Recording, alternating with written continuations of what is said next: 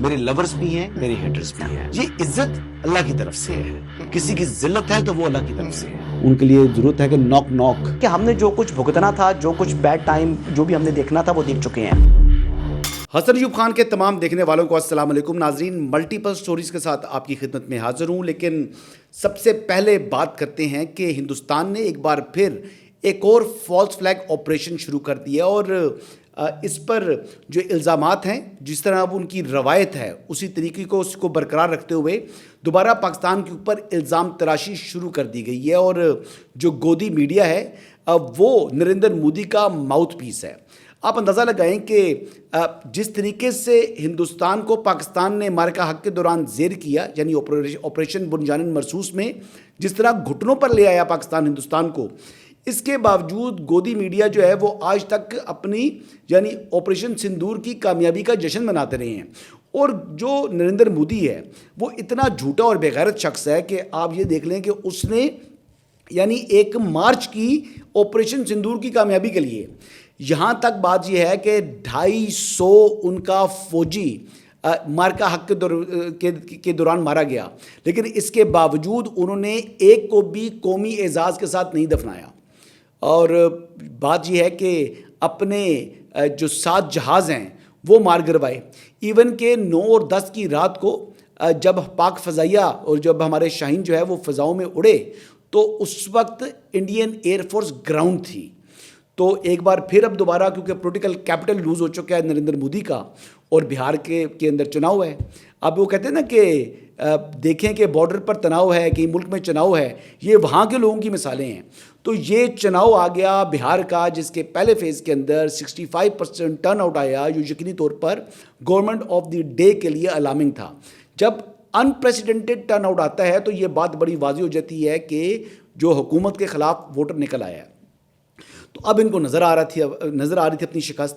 تو پھر نریندر مودی صاحب نے یہ فالس فلیگ کرایا. اب فالس فلیگ کس طرح ہوتا ہے کہ دیکھیں کہ جب لال قلعہ میٹرو اسٹیشن کے اوپر جو ہے وہ دھماکہ ہوتا ہے، اینی شاہدین کہتے ہیں جناب کہ یہ فلاں گاڑی میں ہوا ہے ماروتی کے اندر، جب ان کے جو امت شاہ صاحب ہیں وہ فرماتے ہیں کہ یہ ہنڈائی تھی. اب بات یہ ہے کہ ہنڈائی اور ماروتی میں زمین آسمان کا فرق ہے، لیکن یہ ایکچولی جو آنر تھا اس نے بھی بتا دیا کہ جناب گاڑی جو ہے کون سی تھی. اینی شاہد دھرمیندرا نے بھی کہہ دیا جناب کہ جو گاڑی تھی یہ ماروتی تھی، لیکن جو آفیشلز جو ہے وہ اب کہہ رہے ہیں، امت شاہ صاحب فرما رہے ہیں کہ یہ ماروتی نہیں جی، یہ ہائی ہنڈائی تھی. اب کمال نہیں ہو گیا ویسے؟ اچھا، ہوتا یہ انٹرسٹنگ بات یہ ہے کہ جب یہ واقعہ ہوتا ہے یعنی لال قلعے والا، تو فوری طور پر جو کہ چیف آف پولیس ہیں دہلی کے، وہ کہتے ہیں کہ کوئی ٹیررسٹ ایلیمنٹ اس کے اندر شامل نہیں ہے. لیکن جب امت شاہ آتا ہے اور پھر جو ٹیلی ویژن پر ٹکرز چل رہے تھے، جو کہ ان کے ٹیلی ویژن چینلز کے ٹویٹر ہینڈلز تھے، ان سے جو ٹویٹ ہوئے تھے پھر وہ بھی ڈیلیٹ ہو گئے اور ٹکرز بھی غائب ہو گئے. تو یہ تو ان کی روایت ہے. یہ گودی میڈیا جو آپ کو معلوم ہے کہ گودی میڈیا ہے جس نے یعنی لاہور کے اندر بندرگاہ لے آئے تھے، یعنی سمندر کو لے آئے تھے لاہور کے مقام کے اوپر. تو یہی ان کی جھوٹ ہے. اور جب انہوں نے کہا جی ہم نے کراچی فتح کر لی ہے فلاں، اپنے جو وہ جشن منانا شروع کر دیا تھا ٹیلی ویژن چینلز کے اوپر لائیو، تو یہ ان کی جو ہے وہ اصلیت ہے. لیکن اب coming back to the point کہ جب ہندوستان پاکستان کے اوپر جو ہے الزام عائد کر رہا ہے، ٹھیک اسی ٹائم آپ یہ دیکھ لیں کہ وانا کا جو کیڈٹ کالج ہے اس کے مین گیٹ کے اوپر گزشتہ شب جو ہے وہاں پر ایک خودکش حملہ ہوتا ہے. اور خودکش حملے کے فوری بعد جو دہشت گرد ہیں وہ کالج کے اندر داخل ہو جاتے ہیں. اچھا، جو اسٹوڈنٹ بلاک ہے جب اس کی طرف جاتے ہیں تو وہاں پر سیکیورٹی فورسز نے 2 دہشت گردوں کو 5 میں سے جہنم واصل کر دیا، جبکہ 3 جو ہے وہ ایڈمنسٹریٹو بلاک کی طرف چلے گئے، جہاں پر رات بھر وہاں پر کراس فائرنگ ہوتی تھی. اور ابھی تک جو ہے وہ 100% وہ کلیئرنس کے حوالے سے ہمارے پاس اطلاعات نہیں ہیں، لیکن یہ ان کو گھیرے میں لیا ہوا ہے، ان کو نکلنے نہیں دیں گے انشاءاللہ. اس بات پر آپ بالکل خاطر جمع رکھیں. اور کوئی بھی نقصان وغیرہ کے حوالے سے بھی کوئی ایسی اطلاعات نہیں موصول ہوئی الحمدللہ. اچھا، یہ فالس فلیگ کے بارے میں ہم کیوں کہہ رہے ہیں؟ کیونکہ امت شاہ صاحب نے پارلیمنٹ کے فلور کے اوپر کھڑے ہو کر کہا تھا کہ جو 31 مارچ 2026 تک جو ہے وہ یہ آتنک ختم کر دیں گے. انہوں نے کیا کہا تھا، آئیے سنتے ہیں. ایک بھی حملہ ایسا نہیں جائے گا جس کا جواب دیا نہیں جائے گا. اور आतंकवाद को हम समाप्त कर रहेंगे। 31/3/26 को नक्सलवाद समाप्त हो जाएगा, इसमें किसी को शंका नहीं। लेकिन बात यह है कि एक तो फितरल खारिज जो ख़ुद को तालिबान कहते हैं, जो ख़ुद को यानी तालिब यानी इस्लाम का जो है वो एक जो है वो तालिबान कहते हैं, लेकिन असलियत इनकी ये है कि ये दरिंदे हैं, ये इंसान कहलाने के भी लायक नहीं है। APS के अंदर जिस तरह मैसेकर किया था उन्होंने, वहाँ पर भी बच्चों को टारगेट किया था, और फिर उसके बाद अब फिर कैडेट कॉलेज जो है वो वाना, यानी ये भी स्टूडेंट्स जहाँ पर बच्चे बोर्डिंग में पढ़ रहे हैं, उन बच्चों को टारगेट करने का ऑब्जेक्टिव क्या है, ये इनकी ज़हनियत है, ये इनकी असलियत है। अच्छा जी, वाना में सिचुएशन इस टाइम ये चल रही है कि तकरीबन ये 600 से ज़ायद लोग थे, 650 के करीब लोगों को इन्होंने हॉस्टेज बनाने की कोशिश की, लेकिन इनको सिक्योरिटी फोर्सेस ने एडमिनिस्ट्रेटिव ब्लॉक की तरफ जो है वो कंटेन किया हुआ है, जबकि 115 स्टूडेंट्स को या अफराद को वहाँ से यानी हिफाजत के साथ जो है वो बाहर निकाल लिया है सिक्योरिटी फोर्सेस ने, जबकि इस वक्त भी 535 के करीब लोग जो हैं वो इस वक्त कैडेट कॉलेज बिल्डिंग के अंदर मौजूद हैं। ये जो 3 दहशतगर्द हैं जो इनका मोबाइल फ्रांसिक हुआ है, क्योंकि ये मालूम हुआ है कि ये इस वक्त अफ़गानिस्तान के साथ राब्ते में हैं। ये अफ़गानिस्तान के साथ जो है वो हॉटलाइन के ऊपर बातचीत करते हैं, वहाँ से इंस्ट्रक्शंस लेते हैं, और जो अफ़गानी हैं वो इंडिया के साथ आगे से राब्ते में हैं। तो ये बड़ा वाज़े एक सिस्टम सामने आ रहा है कि ये इंडिया के कहने के ऊपर ये जो है कार्रवाई हो रही है वाना के अंदर। लेकिन बहरहाल जी इस वक्त इन जो दहशतगर्दों को हमारी सिक्योरिटी फोर्सेस ने घेरे में लिया हुआ है, और इनका यहाँ से ज़िंदा बच निकलना नामुमकिन है इंशाल्लाह। लेकिन बहरहाल जी दुआ करें कि जो 535 अफराद इस वक्त वहाँ पर मौजूद हैं, अल्लाह ताला इनको अपनी हिफाजत में रखे, अपने हिफ्ज़-ओ-अमान में रखे, और अल्लाह ताला हमारी जो सिक्योरिटी फोर्सेस हैं उनको जल्द ये कामयाबी जो है नसीब करे।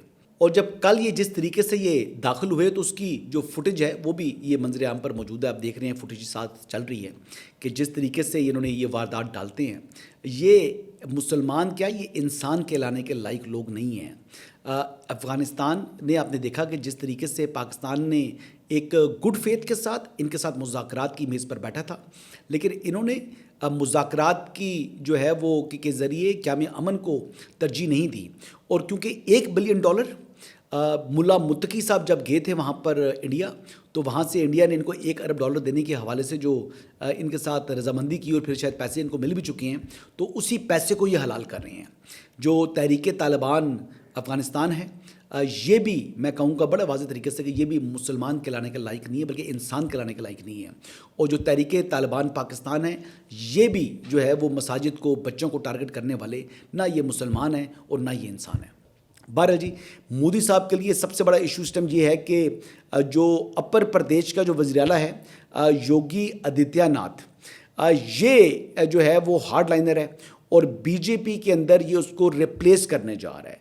जब 65% टर्न आउट आ रहा है यानी बिहार के पहले फेज़ के इलेक्शन का, तो उसका मतलब ये गवर्नमेंट ऑफ द डे हारने वाली है, तो उसको बचाने के लिए ये सारी चीज़ फॉल्स फ्लैग की जा रही है।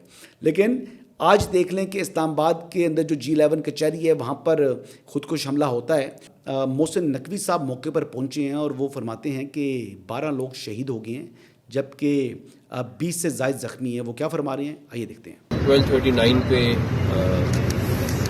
यहाँ कचहरी के ऊपर एक खुदकुश हमला हुआ है, और वो हमला आप देख सकते हैं कि जितना यहाँ पे नुकसान हुआ है उसमें अभी तक 12 लोग जो हैं वो शहीद हो चुके हैं, और 27 के करीब जख्मी हैं। जख्मियों का हम इलाज ऑलरेडी कर रहे हैं, हमारी टीम ऑलरेडी हॉस्पिटल में मौजूद है। अब ये देख लें जी कि ये दहशतगर्दी के जो वाक़यात हैं, ये तो इसमें कोई हमें शुबा नहीं है कि जो इंडियन प्रॉक्सीज़ हैं इन्हीं को इस्तेमाल कर रहा है इंडिया। और इसमें एक चीज़ का ख़दशा और भी मौजूद है। मैं आपको ये बताऊं कि बहुत से ऐसे लोग जो कि कुछ हमारे जो फ़ौजी हैं वो भी इनके पास इनकी तहवील के अंदर मौजूद है कि जो कि मिसिंग है, जो हमें मिल नहीं रहे, वो उन्होंने इंडियन जेल्स में रखे हुए हैं, तो वो उनको ही पाकिस्तान के ख़िलाफ़ जो है ये इस्तेमाल कर सकते हैं, ताकि वो इल्ज़ाम पाकिस्तान के ऊपर आयद कर दें। और ऐसे कई लोग ऐसे होते हैं जो जिनके कोई जानवर चला जाता है क्रॉस बॉर्डर, वहाँ पर उनको ले जाते हैं, उनको एजेंट ज़ाहिर कर दें। तो ये इस किस्म की वारदातें जो हैं वो करने के अज़ाइम रख रहा है इंडिया, और यही इनकी जो है वह रवायत भी है। ये इसी तरीके से एक स्क्रिप्ट है जो ये एक अरसा दराज से फॉलो कर रहे हैं। اور مجھے لگ رہا ہے کہ دوبارہ پھر یہ وہی جو ہے اپنی روایت کو برقرار رکھتے ہوئے ایک اور چھیڑ چھاڑ کرنے کے حوالے سے تیاری کر رہے ہیں. لیکن 3 نومبر کو جب ہمیں بریفنگ دی تھی DGI SPR نے, تو انہوں نے بڑے واضح اور دو ٹوک انداز میں کہہ دیا تھا کہ انڈیا فالس فلیگ کی تیاری کر رہا ہے, وہ چاہے فضا کی طرف سے کرے, چاہے وہ سمندر سے آئے, چاہے وہ زمین سے, تو ہم ہر جگہ پر ان کو جو ہے وہ تیار ملیں گے. اور اس مرتبہ پاکستان ان کے جو فائنینشیل ہبز ہیں ان کو ٹارگٹ کرے گا, اور پاکستان ول شو نو مرسی دس ٹائم. اور پاکستان یہ بات واضح کر چکا ہے کہ پاکستان اس مرتبہ کسی دوسرے ملک کی بھی نہیں سنے گا, چاہے وہ امریکہ ہی کیوں نہ ہو. آگے بڑھتے ہیں جی. ایک اور خبر, ہمارے جو معززین ہیں, جو دل جلے ہیں, جو کہ سپریم کورٹ کے معززین ہیں یا ہائی کورٹ کے معززین ہیں, وہ خط لکھنے کی بڑی عادت پڑ گئی ہے ان کو. ججز نے تو فیصلے دینے ہوتے ہیں, جو فیصلے لکھنے ہوتے ہیں, یہ جناب وہ ججز ہیں جو کہ خط پہ خط لکھ دیتے ہیں. اب انہوں نے خط کیا لکھا؟ کل لکھا تھا جناب معزز جسٹس منصور علی شاہ صاحب نے خط لکھا تھا chief justice supreme court Pakistan justice Yahya Afridi کو کہ 27ویں آئینی ترمیم کے اوپر آپ فل کوٹ جو ہے وہ سپریم کورٹ کی طلب کر لیں. بھائی کیوں طلب کر لیں؟ 27ویں آئینی ترمیم جو ہے وہ پارلیمنٹ کا استحقاق ہے, وہ پارلیمنٹ نے کرنا ہے. تو آج اطہر من اللہ صاحب نے خط لکھ دیا, اور رات کو انہوں نے کوئی 38 لاء کلرکس ہیں ان سے بھی خط لکھوا دیا جو کہ سابق لاء کلرکس ہیں. اب ان کی کیا اہمیت ہے؟ کیا پارلیمنٹیرینس کا کام نہیں ہے لیجسلیشن کرنا؟ کیا آئین میں ترمیم کو جو ہے وہ کیا آئین پاکستان روکتا ہے؟ کیا آئین وجود میں کس طریقے سے آیا؟ اس کا خالق کون ہے؟ اس کا کریٹر کون ہے؟ اس کا کریٹر ہے آئین پاکستان کا پارلیمان. جب پارلیمان نے آئین پاکستان کو کریٹ کیا, پارلیمان نے ہی آئینی عدالت تشکیل دی جو کہ سپریم کورٹ ہے, پارلیمان نے ہی ہائی کورٹ جو کہ آئینی عدالتیں ہیں وہ تشکیل دی. تو کریٹر جب جس عدالت کا یا جن عدالتوں کا پارلیمان ہے, وہ ان کو ریموو کرنے کا بھی مجاز ہے. یہ خط لکھنے شروع کر دیے انہوں نے. بھئی آپ کا تعلق کیا ہے؟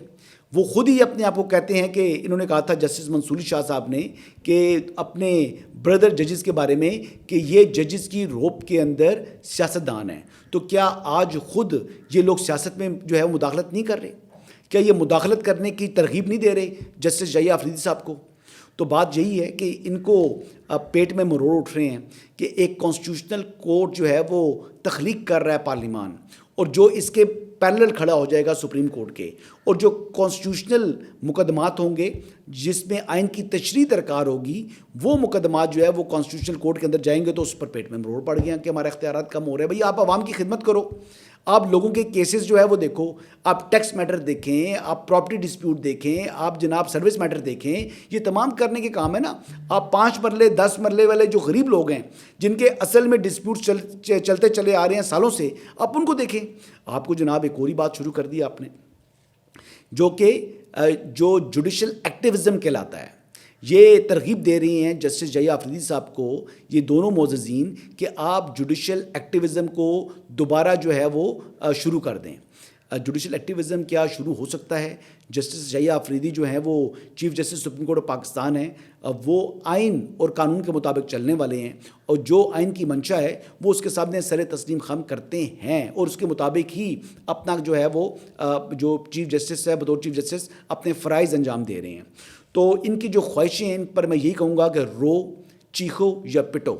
آپ کے لیے جو ہے اب یہی ہے کہ راوی اس وقت بھی چین لکھ رہا ہے. آگے بڑھتے ہیں جی. راجہ پرویز اشرف صاحب انہوں نے آج بڑی سخت تقریر کی ہے جی. وہ آج پارلیمنٹ کے اندر ویسے تو بڑے دھیمے مزاج کے ہیں, لیکن وہ کیوں اتنے گرجے برسے اور کیا انہوں نے کہا, آئیے سنتے ہیں. نرمی کا سلوک ہوا, ہم خود کہتے تھے, ہم خود کہتے تھے کہ نرمی کرو سیاسی, لیکن اب مجھے یقین ہو گیا ہے خدا کی قسم کہ آپ سیاسی لوگ نہیں ہیں. آپ سے نرمی نہیں کرنی چاہیے, آپ سے سختی کرنی چاہیے. آپ دشمن ہیں ملک کے, آپ دشمن ہیں ملک کے, آپ آئین کے دشمن ہیں, آپ قانون کے دشمن ہیں, اور اب ہم آپ کا مقابلہ کریں گے انشاءاللہ تعالی, اور اپنی فوج کے ساتھ کھڑے ہیں. ہم فوج کے ساتھ کھڑے ہیں, تم جو کچھ کرنا چاہتے ہو کر لو. اب یہ راجہ پرویز اشرف صاحب کی اپنی گفتگو سن لی. سابق وزیر اعظم بھی ہیں, اسپیکر قومی اسمبلی بھی رہ چکے ہیں, دھیمے مزاج کے آدمی ہیں. 9 مئی کے اندر جو پی ٹی آئی کے لوگوں کو, ایون کہ جو لوگ گرفتار ہو رہے تھے, چاہے ان کا تعلق تحریک انصاف کے ساتھ تھا, جن لوگوں نے ووٹ بھی بعد میں پی ٹی آئی کو دیا, تو انہوں نے ان کو پروٹیکٹ کیا. انہوں نے کہا جی کہ میں اپنے علاقے کے لوگوں کی جو ہے وہ حفاظت کروں گا. تو راجہ صاحب نے تو جو کچھ کر سکتے تھے وہ کیا, لیکن ان کا صبر کا پیمانہ بھی لبریز ہو چکا ہے. یہاں پر انہوں نے کہا کہ آپ سیاسی لوگ ہیں ہی نہیں, آپ قابل ہی اسی ہیں کہ آپ کے ساتھ جو ہے یہ ہو. اور وہ اب یہ کہہ رہے ہیں کہ سختی ہونے جا رہی ہے. یہ نوید سنا دی ہے راجہ پرویز اشرف صاحب نے. ہی از ویل کنیکٹڈ مین. ان کی باتوں کو اگنور نہیں کرنا چاہیے. تو سختی اس کا مطلب ہے کہ ہونی جا رہی ہے. اور اس کے علاوہ جی آخر میں یہ کہوں گا کہ جو موجودہ قومی اسمبلی ہے یہ امید ہے کہ کل 27ویں آئینی ترمیم کو یہ منظور کر لے گی. اور جب یہ منظور ہو جائے گی تو اس کے بعد جو ہے وہ پھر ایک اور بڑا دھماکہ ہوگا.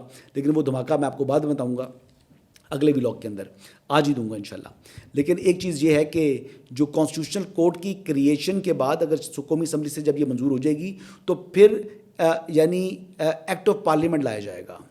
اور ایکٹ آف پارلیمنٹ کے ذریعے ہی بتایا جائے گا کہ جو نیا فیڈرل کانسٹیٹیوشنل کورٹ تشکیل دی جا رہی ہے یہ کانسٹیٹیوشنل کورٹ جو ہے اس میں ججز کی تعداد کیا ہوگی, جو کہ میری سورسز بتا رہے ہیں کہ 11 ان کی تعداد ہے. اور 11 ہی تعداد رکھی جائے گی وفاقی آئینی عدالت کے اندر ان کے ججز کی. اور اس میں یعنی اس کے علاوہ سے اس کے جو رولز تشکیل دینے ہیں وہ بھی ریگولیٹ کیا جائے گا تھرو ایکٹ آف پارلیمنٹ. تو یہی اب تک کی اپڈیٹس ہیں جی. انشاءاللہ آج شام کو دوبارہ آپ کی خدمت میں حاضر ہوں گا. اجازت دیجیے گا. اللہ حافظ.